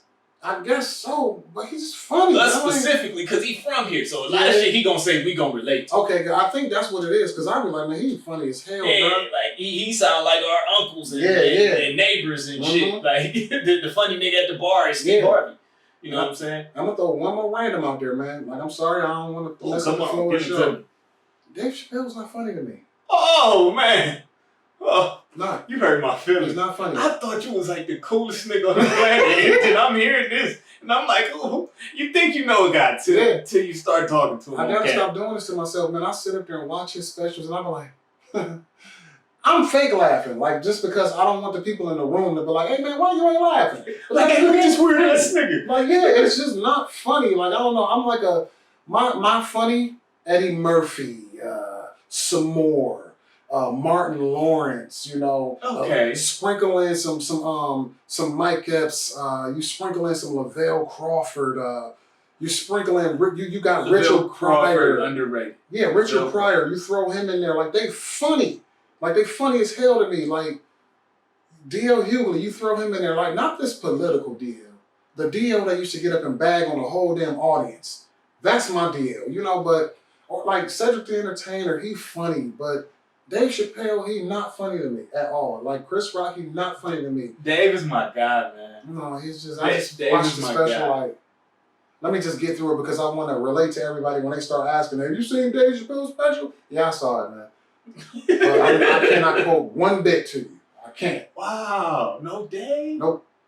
And Dave, I'm sorry if you see this. This is not, look, all right, well, let's take it to a different level, though. I like Dave Chappelle in movies. Like half-baked shit like that. Love him in movies because he's just funny in movies. But Mike Epps, I do prefer Mike Epps in movies over stand-up comedy. I prefer him in movies. His stand-up's not terrible. Bernie Mac, I prefer him on TV, film. He was funny as hell on the TV show. Moment of truth. You just made me think of something. How many times have I watched Bernie Mac's stand-up? Kings of Comedy. That's it. And I remember the shit, I think it was Def Comedy Jam. I ain't scared of your motherfuckers. Yeah, and that wasn't even the greatest. It wasn't funny. That wasn't the greatest stand-up. Nope. Wasn't funny to me. But you put them, you go back to House Party. Oh, they used to call your jawbone. That shit was funny. Close that goddamn door. Air conditioning the whole neighborhood. That shit was funny. I'm just like, damn, this dude. In movies and on the Bernie Mac show, I love the Bernie Mac show. Yeah. It's a hit. Fuck that stand-up comedy. I'm sorry, but y'all can be mad as hell if you want. I like Bernie in the stand-up side, but I agree with that statement. He was better on, because I seen more of it. I seen more of it. The Bernie Mac show, he funny as shit on there. But like with DL. He's not good on TV and movies to me. That's not his world. His world is comedy. See, now DL, to me, he's not great at either. He don't blow me away at either. I paid to go see DL downtown. The new DL? And he did some shit I think was a special I seen on Netflix. Oh yeah, now him now is just, man. Yeah, it's like you rather do that radio shit. Yeah. Like, and I wish I would have knew that before I bought the fucking ticket. Like I wouldn't go see him now. Now I would have liked to have saved that money. Yeah. His opener, what was his name? Clint Cooley. I heard the name, but I don't. He was kind of funny. He called my girl a bitch and everything. Damn. He had like a joke where he had asked the people like, women, if y'all drove an hour or something to get some dick. And she was laughing and she had a little dress in and she raised her hand and the nigga said, how far you went? She said, 45 minutes. He said, bitch, I said an hour. And he like, was it for him? For him, me. I'm like, no, I'm not that far away, man. Damn. He like, yeah, move on. It wasn't for me, dog. Damn.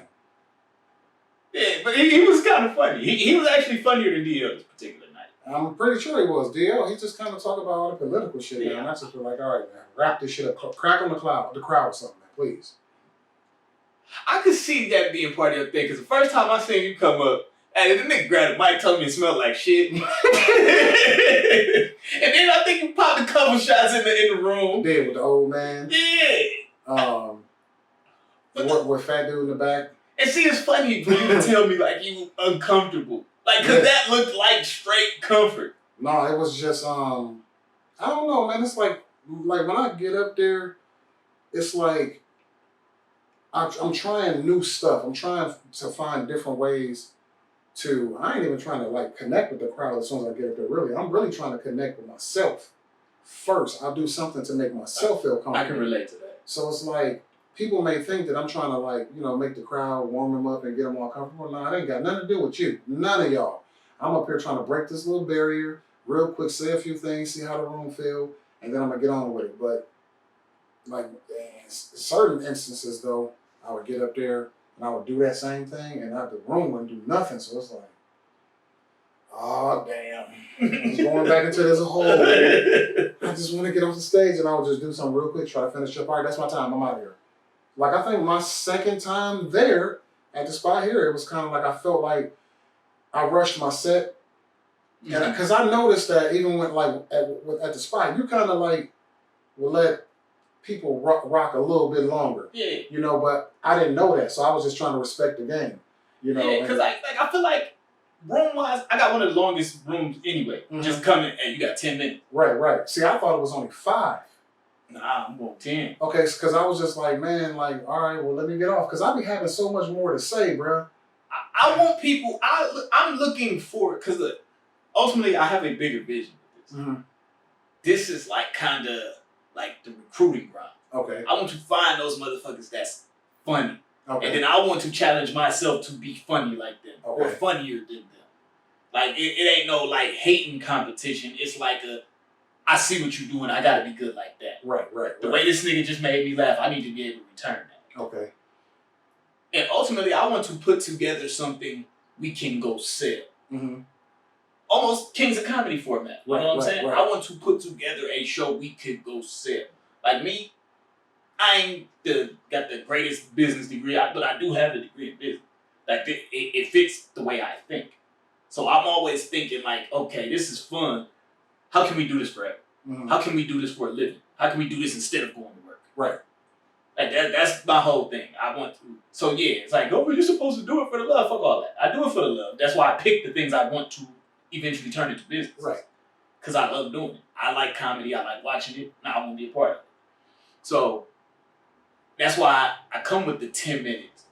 Because I want people to get comfortable. Like, okay, give us a good taste of what you got. We can. I can really see if you're funny in 10 minutes. Okay. You could be getting comfortable for 2. If you only got 3 minutes, as soon as you hit your stride, get off the stage. Right. And that's crazy because when I be at home, like going through, like I have a process that I go through to prep for the show. And like I know some people will just, I watch a lot of people when we be there and I watch what they do and what they bring with them. Some people always have notebooks. And you know, I'm a technology dude. So everything I run through my phone, through computers and stuff like that. And I work my set at home. Like I literally will set up a speaker with the mic and everything, camera in front of me, and I record my whole set. But see, that's probably why you're good. But I didn't know, like I just did it because I'm nervous. Like I want to make sure everything that I want to say, I want to have it ready just to say this and go. I don't want to freestyle. Even though like the other day I was forced to. Right. I was kind of forced to because people kind of walked through the door and you said like, you called it. Yeah, and I was just like, oh man, so let me just figure out how to make this work. And if you notice, when I got back to my set, I went right back to the beginning, like wherever I left off. And I was like, all right, damn, this is kind of off track, off beat of what I do at home when I'm prepping. So it's like, I didn't know to do that at home, but I just knew that I like to be prepared, man, because this is scary. You know, like, my hat is off to you because when I see you get up there, bro, like you do a mini set in between everybody going up. So I'm just like, I'll never be able to do that right now. Like the fewer comedians we got, the more I try to do it. If we got a nice bit, yeah, all right, cool. My job easier today. I can just roll. Right. Try to highlight something from their set. Get on to the next one. Right. Yeah. But ultimately, I want to put together something like that we can take somewhere and sell it.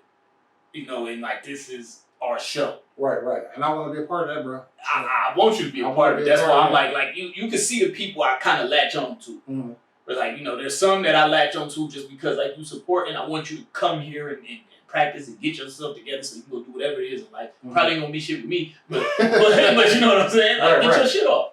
Like, I appreciate everybody. But then there's some where it's like, whatever I'm going to do, I want to do it with that. I want that person to be part of it. Because I think there's something that you can add or there's something that maybe I lack that you have. Right. I think together we can make a complete sellable show. Even if it's like shit, we just going to get together, record some shit, and put a special on Amazon Prime. Man, listen. You know what I'm saying? Like that could be, that's very attainable. It's man, listen, we got the vision for this. I promise you, we got the vision. And some people may try to make it seem like you need all this money to do this. I'm like, man, listen, bruh, if you put a few people heads together that know how to do this, somebody know how to do that, and somebody know how to do this, we can get it done. And when it comes to comedy, the shit can be raw. So it's like, I'm not necessarily trying to put together a fucking cinematography film. It's like, man, we got a good camera, a good angle. We can record this. Yep. Can we get some people in the background to laugh and clap? So we ain't got to add the fake shit. Yeah, add the fake laughs. Nope. The laugh tracks. Nope. Pack out the house. We got a good hour and a half. Me, you, another nigga, or maybe me, you, a couple other people. Somebody get the big spot. Some people come with their 10 minutes. You know what I'm saying? Just however it's gonna work. But if we could put it together, get it on film, hey, look, this works. Then we can shop that.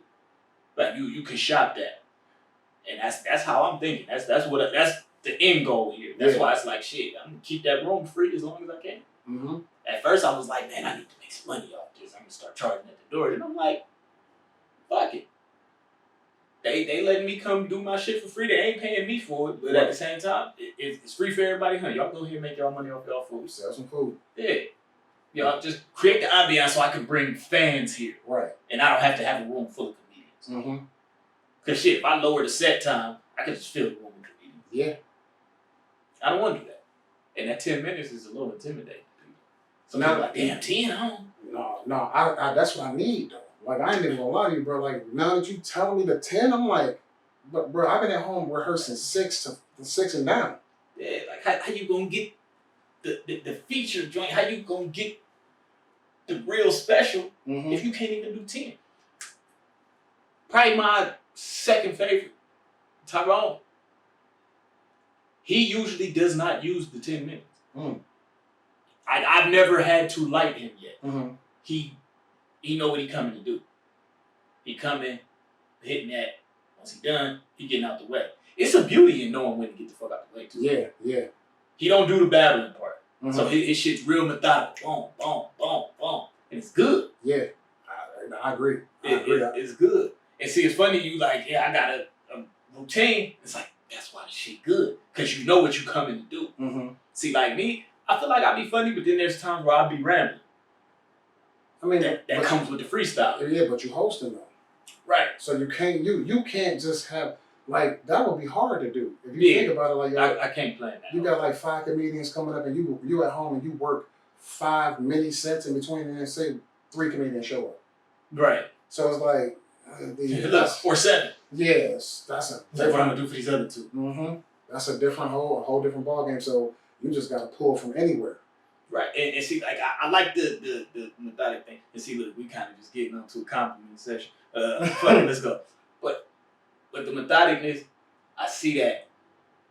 I kind of feel like I want to incorporate some of it in. Now, I've been trying to do a little better with it, but I also know that part of my strength is my ability to go off the top, Mm-hmm. because then I can adjust. It makes my adjusting real easy. Mm-hmm. Because like shit, joke's on you. I didn't have none of this planned no way. Right. So, but I know I need somebody around that's methodic, because I know what's coming from here. I know this is guaranteed. This motherfucker's gonna hit every time because he got that. Right. I can just kind of fill in around that. You need something that you can count on. Right. I feel like I can count on me, but shit, that freestyle shit, that shit might not work everywhere. I might go somewhere and I'm just a step slow that day. But even with that though, you can always cut it off and bring up the person that you just Man. outline. Like, all right, cool. So, because I noticed that some hosts do that. They'll be up there, like even at one of the spots that I went to. Like it was one day a host was just bad every time he went up. Every time. I'm talking about when he opened up the show, he was just like dry and just dead on that side. He wasn't the original host though. So he filled in, and I'm just like, oh, this is where they talk about you not got to work on being a host, because he was just terrible. But he knew that, so he would only be up there 30 seconds talking, and he'll say some stuff, and it didn't do nothing. All right, cool. So we'll bring up your next guy. Like boom. I'm like, okay, so that's how that works. The first time I ever did the stand up, I did it out in Vegas. The host, he was ass. He was ass. I didn't care for him. I don't think because he did a little set at the beginning. Mm-hmm. I don't think nobody laughed. I mean, they might have. I think he might have got a couple chuckles, but he had me confident. Cause I'm like, I'm definitely funnier than this nigga. My turn. I'm sleep funnier than this nigga. I'm like, get a better laugh than this guy did. You know, so I mean, that kind of worked out in my favor that he was shitty, but I knew I didn't want to be him as a host. Yeah. I knew that wasn't the guy to be. But yeah, the host. I had somebody tell me, because like the first one I did like interviews with people. Mm-hmm. Just because I was trying to make a thing out of it, get the buzz up for the show. I had somebody tell me, like, you shouldn't let people plug their stuff. You got a guy that runs a room that plugged himself. That's your competition. Mm. In my head, like, I had to explain it, like, that's not my competition. 1, his room's on a different night. 2, I'm giving something that nobody else got, and that's myself. Mm-hmm. Like, I feel like a host is supposed to make the room. That's why you're the host. True. Like, anybody could just be like, next up, next up, next up. Yeah. Like, anybody can do that. But the host is, I'm supposed to add glue to it. I'm supposed to make the whole show seem like it's one thing, as opposed to just a bunch of random people doing random shit. Right. I'm supposed to stick that shit together and make it cohesive. That's what I feel like I'm supposed to do. If I'm wrong, somebody tell me. No, that makes sense because it flows well to me when I'm up there. Like, it ain't just like all over the place and you don't know what's going on. You looking around like, where am I? You know what I'm saying? But I've been in one of those before. I told you about that. I went up to did comedy at on karaoke night somewhere. Yeah, I was the only comedian. I was like, oh, y'all set me up. Yeah, and see, like even mine's like we had the music, we could have poetry in there, but my thing is like, okay, I gotta figure out the formula to make it stick to where it's not like the fuck going on. Right. Yeah. It wasn't karaoke night though. That's why. Dude, about 7 people went up before me, then they just cut the music. Hey, we're gonna bring up this next person. He gonna come up and actually do comedy, and they all look like, man, what's going on? All right, get up there and do what you gotta do, man. And get off the goddamn stage, man. I'm ready to fucking dance and shit. And while I'm up there doing my comedy, they're fucking playing Jenga, fucking goddamn fucking Connect 4, the big shit. Yeah. I'm like, what's going on in my life, man? They back at the bar eating and playing Tonkin shit. Yo, Jenga is not a comedy game. It was in the bar, bro. It was in there. That means it was the big shit too. And nobody had no intention of laughing. And when I was in the middle of my set, and the fucking blocks fell down, and somebody, the person that was playing Connect 4 hit the little lever and dropped all the shit out, and I stopped. And at this time, I'm still new. I didn't even know how to react. And I was like, oh, okay. Oh, shit. Like, in my mind, I'm like, oh, what's going on? Then I had a table of people over here just staring at me like, you done? Really, nigga? I was like, all right, man. You know, that's my time, man. Like, damn. And it was just like, when I said that's my time, it was just like damn. one clap. And I was like, fuck comedy, man. I ain't doing this shit no more, man. I'm about to pick up some extra hours at work, man. Fuck this shit, man. I don't know, like, let me paint this picture for y'all one time. At a comedy show, you laughing. Mm-hmm. Can you imagine you playing Jenga? You like, be careful. Mm-hmm. And niggas telling jokes. You like, shut up. Like, you're not even trying to laugh. Like, I'm trying to win this Jenga. Mm-hmm.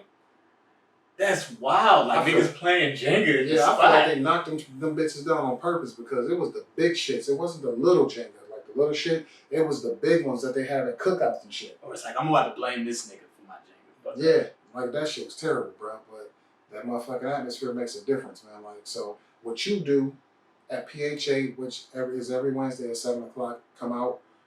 Get there. It's a whole production. You know what I'm saying? So, yeah, can they rearrange the place a little bit better to make the atmosphere a little bit different? Yeah, they could. Like, you know, like we discussed, throw it to the back and as opposed to in front of the window. Yeah, right in front of by the door. You know, but it's a great experience though, man. And for real, I appreciate you even getting back to me on Facebook because when I saw you post that stuff up on there, like the way that I even found my way to you, bruh, you don't even know how hard it was for me in the beginning.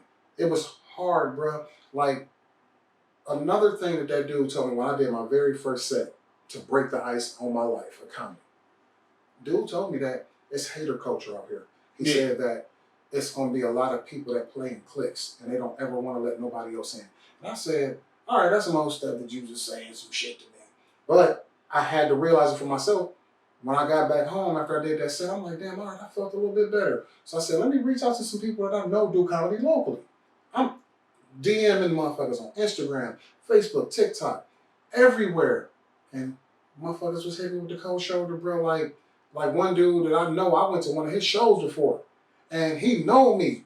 I said, hey, man, let me know when you go to open mic night where you go, man, because I'm just in the comedy scene and I want to get out there and do open mic wherever you are. He said, thanks for your support, man.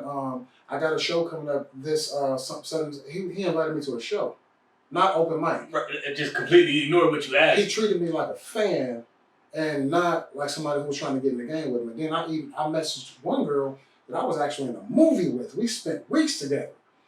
And I said, hey, man, I know you on the scene. I see you doing these shows all around Cleveland. I don't know where they are, though.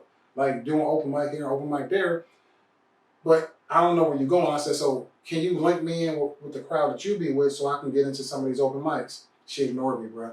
And when I tell you, full circle this real quick, I sent that message in the beginning, which was like 3 months ago. She just replied to my message last week. Last week, bro.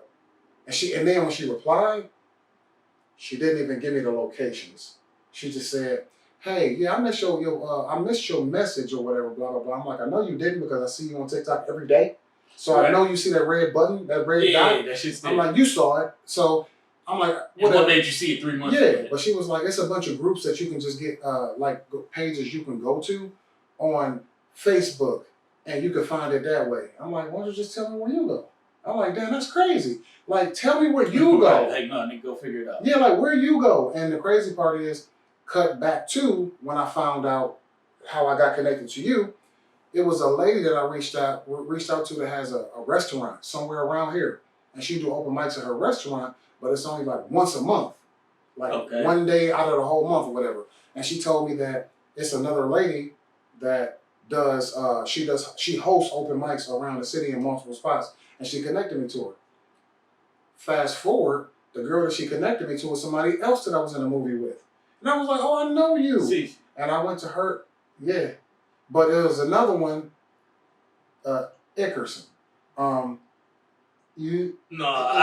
just put something else in my head. That's why I just made the face. But yeah, I ain't even gonna throw it. It's like, he's Ickerson. But I ain't gonna throw the whole name out there. But she connected me to her. And I was just like, all right, cool. So she was like, yeah, reach out to her and she'll get you set up with an open mic night because we have a slot. We have a slot open for an extra comic to do the Mother's Day event. I said, cool. I was like, thank you so much. I reached out to her. Yeah, so I don't really got nothing coming up right now, but I'm like, damn, you don't even know that the lady just told me that you needed somebody. I'm like, all right, cool. So I say, okay, well, just let me know when you're going to have an open mic night and I'll just come out or whatever. Never said nothing back to me.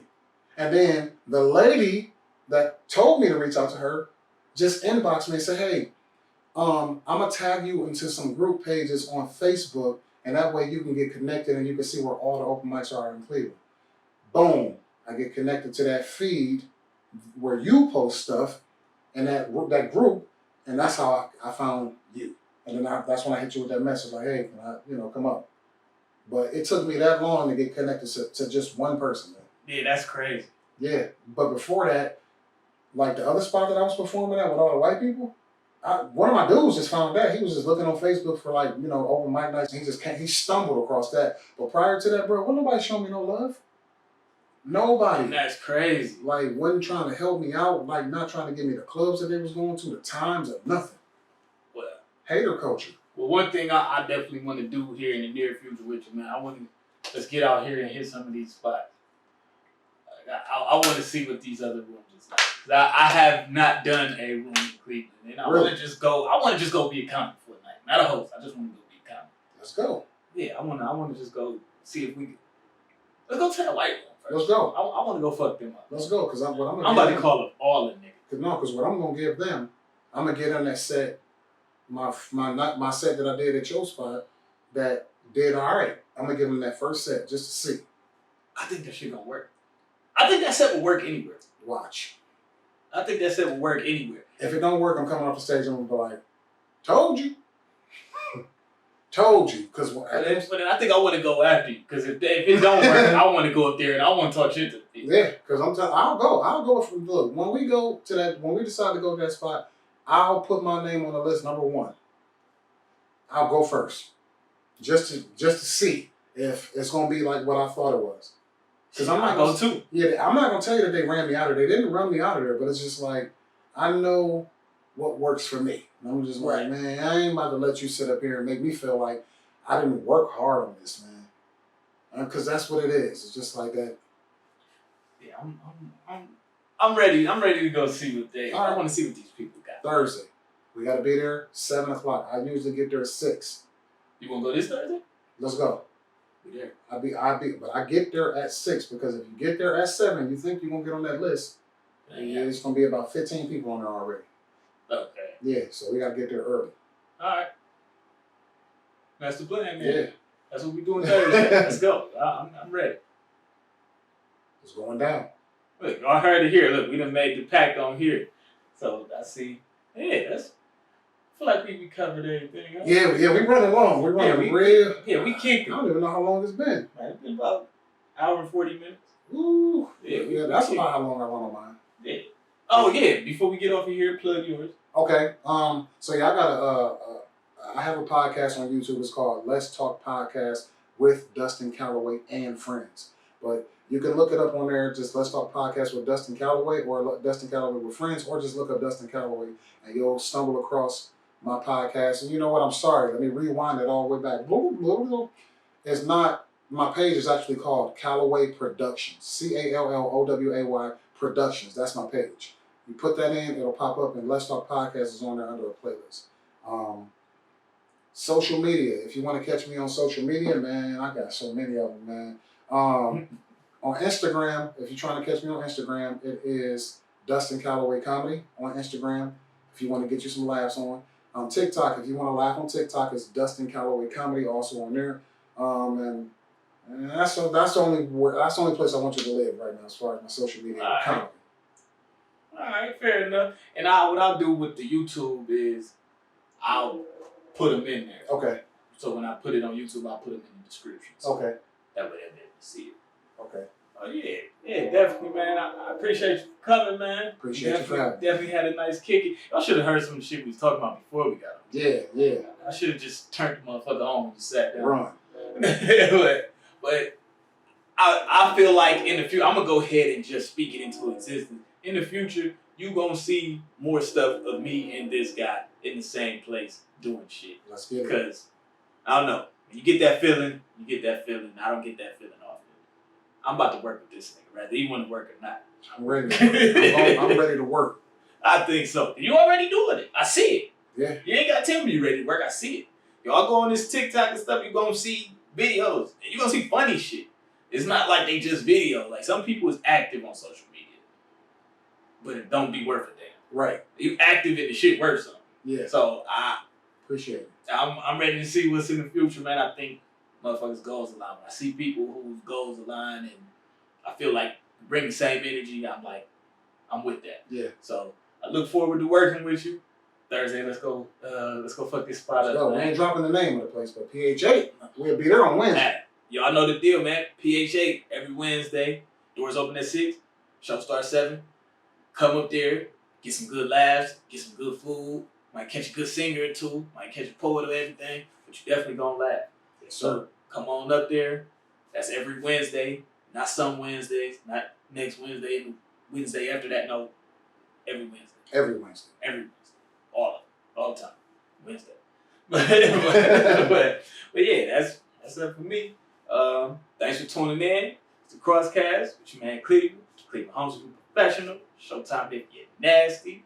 And my man, Comedian Dustin Calloway. you heard it. Hey, y'all watch out for it, man. We about to do some fun shit, man. Y'all just stay tuned. Peace. Peace.